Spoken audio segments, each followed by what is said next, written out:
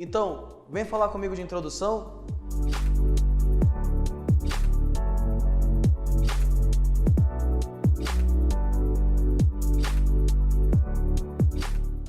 Olha aí, gente. A primeira coisa que a gente vai estabelecer na introdução é o seguinte. A estrutura em si de uma dissertação argumentativa, ela se divide em 3 grandes tópicos: introdução, desenvolvimento e conclusão. Essa estrutura secular que você já está habituado.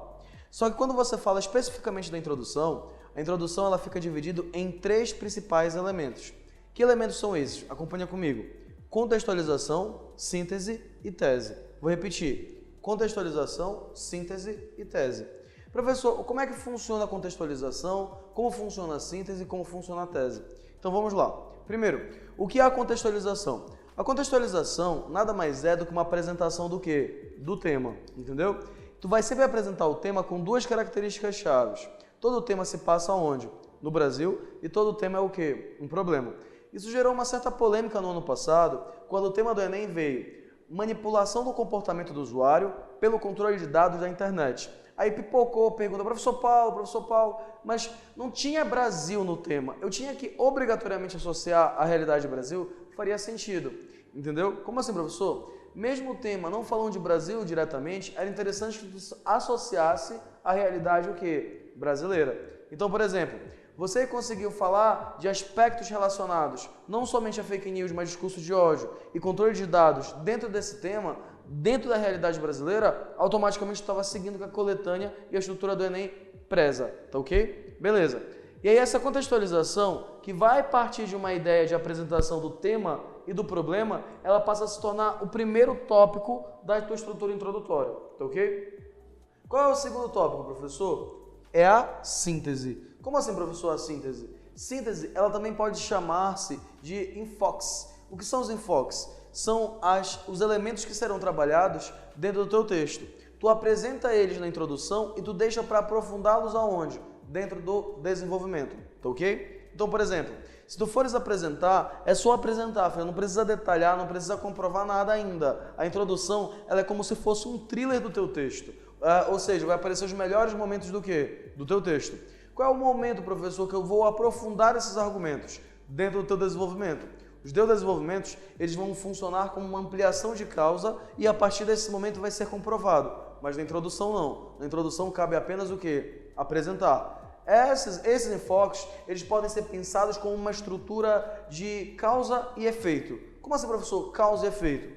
O teu tema é o efeito. Qual é a causa que gera ele? Por exemplo, se tu pegasse o tema de adoção, como nós conversamos em aulas anteriores, tu ia lembrar, por exemplo, que a adoção ela possui várias causas principais. A exemplo da burocratização do processo de adoção, a exemplo da falta de planejamento familiar, a exemplo, é claro, da formação de perfis específicos acerca dos pais ou pretendentes a adotar. E aí o que acontece? Essas causas, elas são vistas como o quê? Enfoques a serem apresentados na introdução e a serem detalhados e, por tabela, comprovados no desenvolvimento.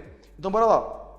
Sempre tu vai ter essa estrutura. Contextualizou, ou seja, apresentou o tema como se fosse um problema que se passa onde? No Brasil, tá ok? E o que é que tu vai fazer depois?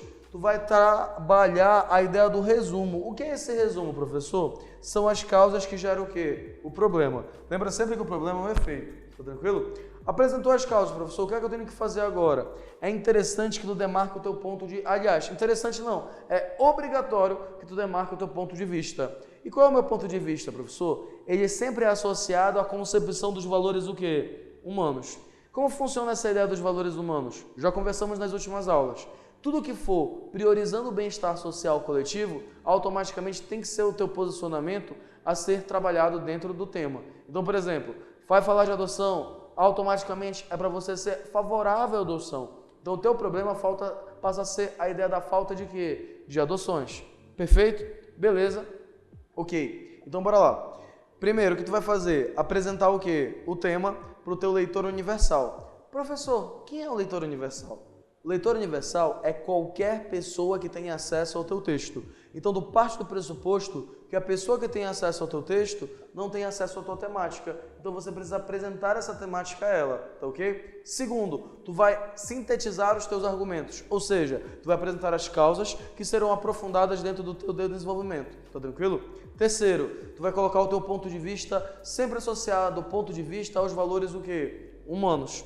Beleza, professor? E como é que funciona essa estrutura? Bora pensar aqui.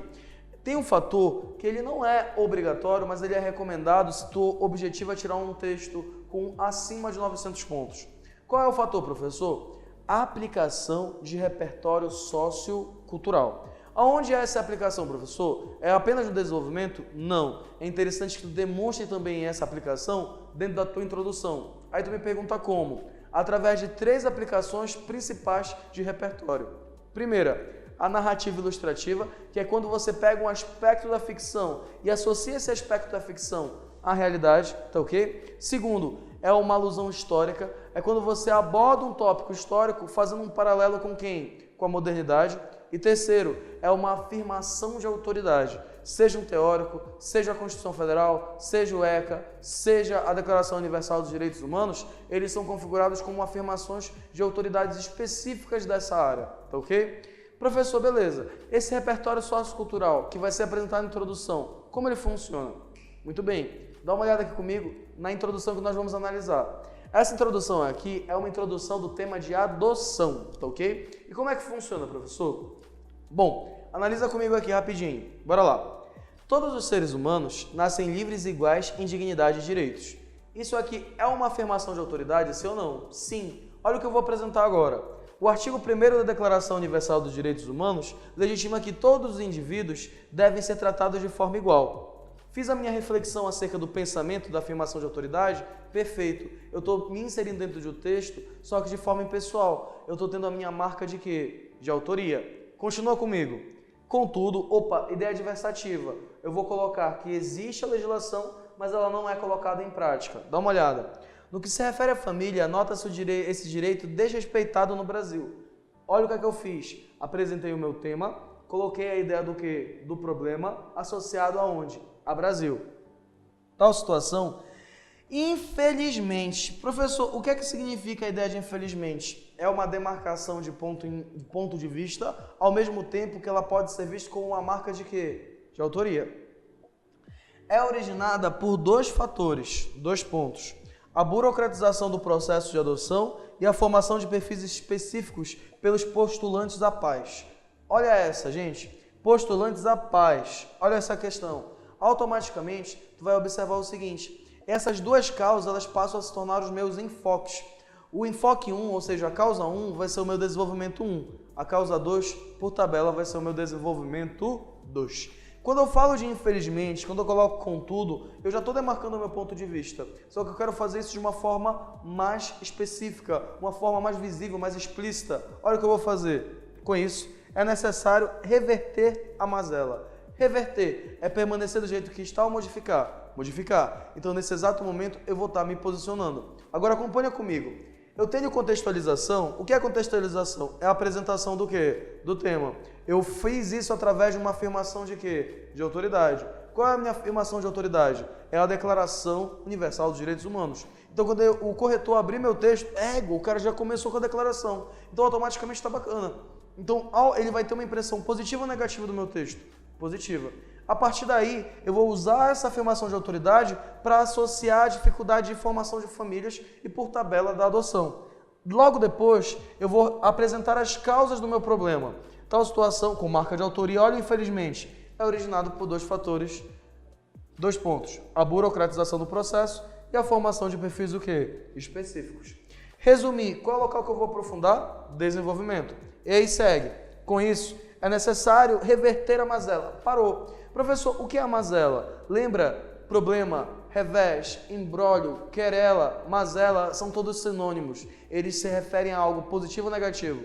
Negativo. Então, nesse momento, o que é que você fez? Você apresentou o seu ponto de quê? De vista.